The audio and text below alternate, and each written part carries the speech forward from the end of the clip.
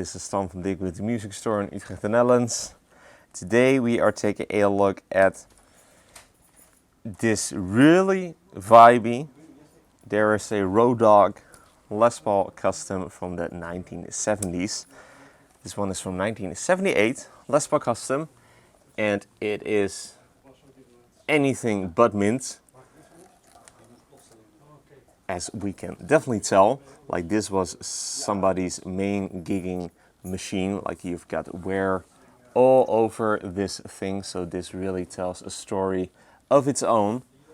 Really, really cool, and a ton of mojo that you cannot replicate whatsoever.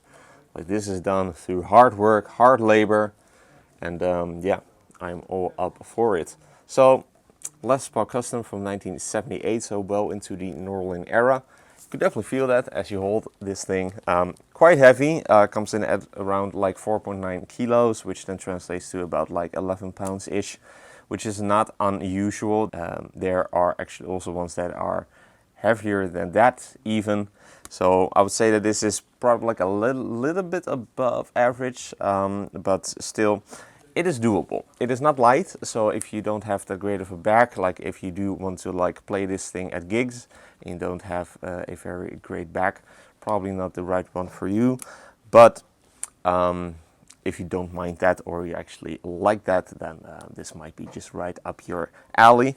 It features 3 humbucker pickups, which is not normal, so the third has actually been added later on by the former owner or one of the former owners, and along with some other parts that have been changed. Like I said, this is anything but mint. We've got nicks and dings, scratches, and play wear just all over, but it plays and it works just fine. So that is the most important thing. So let's just dive into the specs. So we've got a mahogany body. And then a maple top, which is probably like multi-piece maple.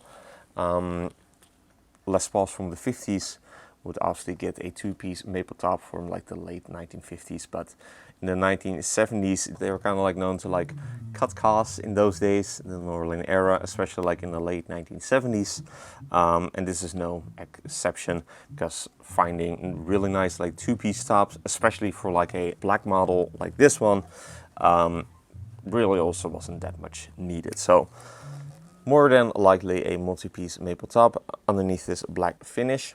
It is still a Les Paul custom in the sense that we've got multi-ply binding around the top as well as on the back. So on the top we've got some 7-ply binding, then on the back we've got some 5-ply binding. And it is also really nicely discolored over the years, like all of this vintage patina. Obviously the nitro has really aged nicely, along with the rest obviously of the body and of the neck and of the entire guitar.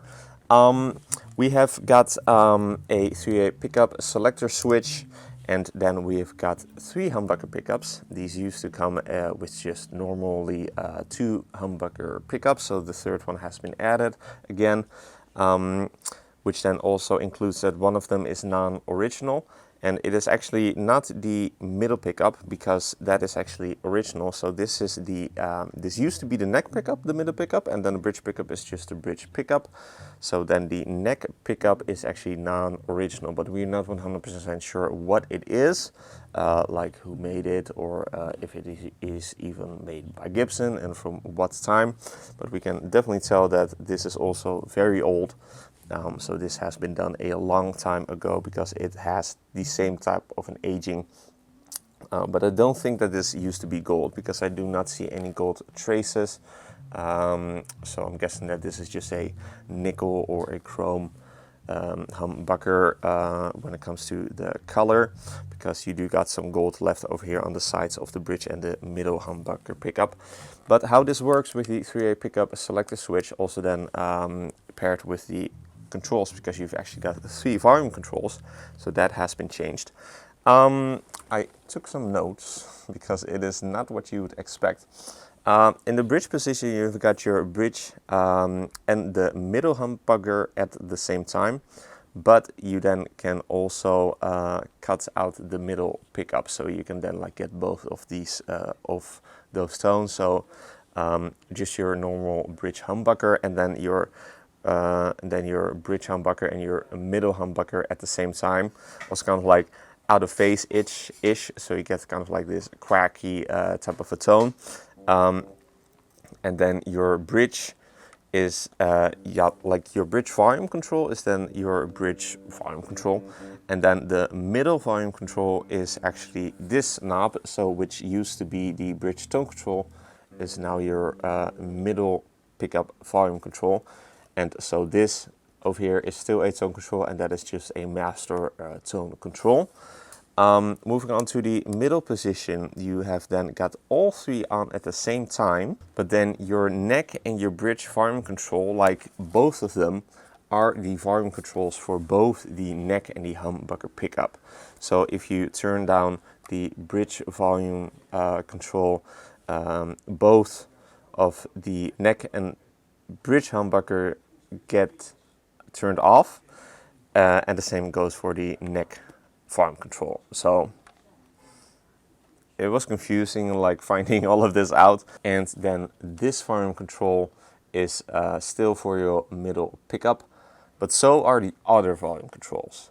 So recap, these two volume controls, so just your neck and your bridge volume control, are for both your neck and your bridge pickup, like both do the same thing.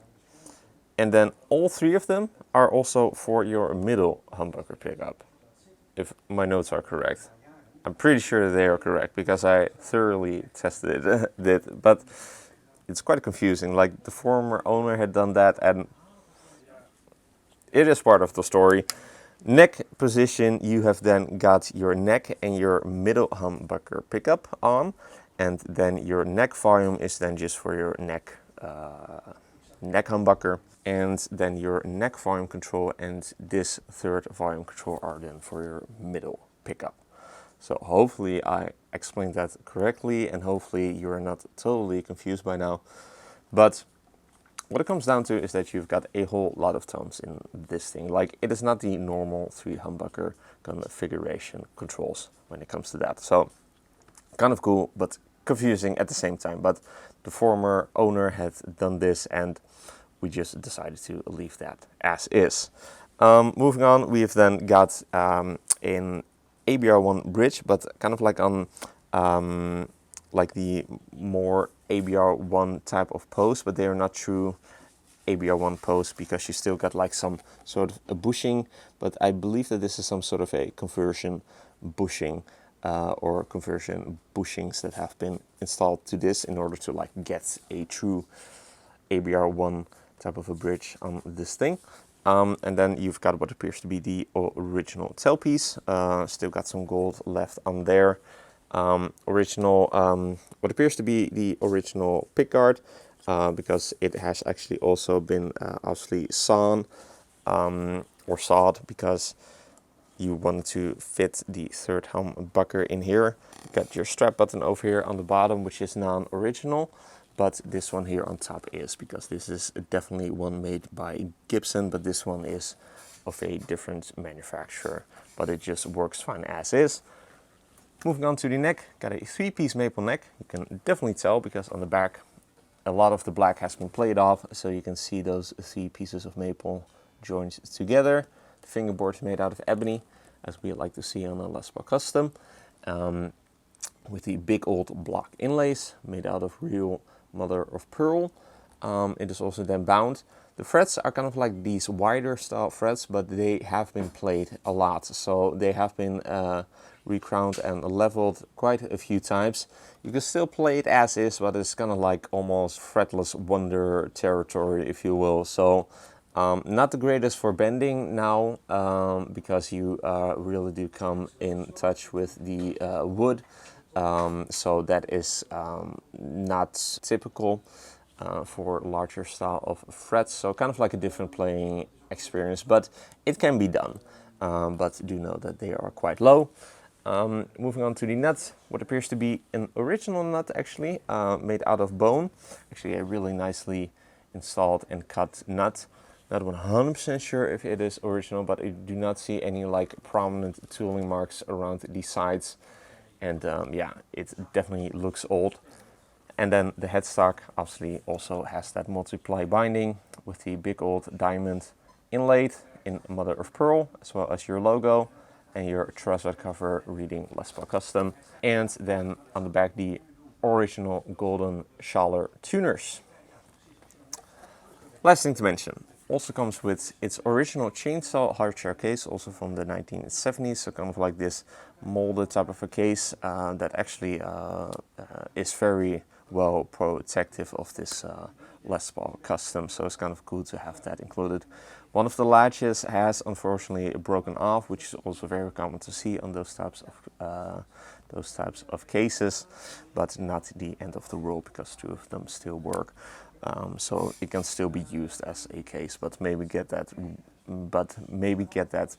repaired if you are in the market for this very cool Les Paul. So yeah, incredibly vibey Les Paul Custom from the Norlin era. Yeah, this thing has just been played and played and then played some more. It was like definitely somebody's main gigging PAL, because like this aging cannot be done like in any sort of a artificial way. Like this has definitely been done just by playing and some more playing, and I'm all up for it. So really cool guitar, tons and tons of mojo, and it also actually sounds really, really great. Also with those 3 humbucker pickups with the rather interesting configuration, like pickup combinations. So yeah, let's then dive into that and explore that some more, and let's hear what it sounds like. But first, if you're interested in this 1978 Gibson Les Paul Custom, be sure to head over to the links in the description for further details. If you enjoyed this demo, be sure to like the video and to subscribe to the channel for more cool weekly demos of cool vintage electric guitars like these, or cool acoustic guitars, bass guitars even, all of that really cool stuff. Also be sure to like us and to follow us on our socials, Instagram and Facebook. Links are also in the description. With all that being said, let's hear what this incredibly vibey Gibson Les Paul Custom from 1978 sounds like. Going to be playing it through the Marshall JTM 45 Blues Break style amplifier. First we'll be playing the clean tones, and then I'll be playing the dirty tones, for which I'll be using a non-horsey clone. So let's move on to that part and let's take this incredibly vibey Les Paul from the 1970s for a spin.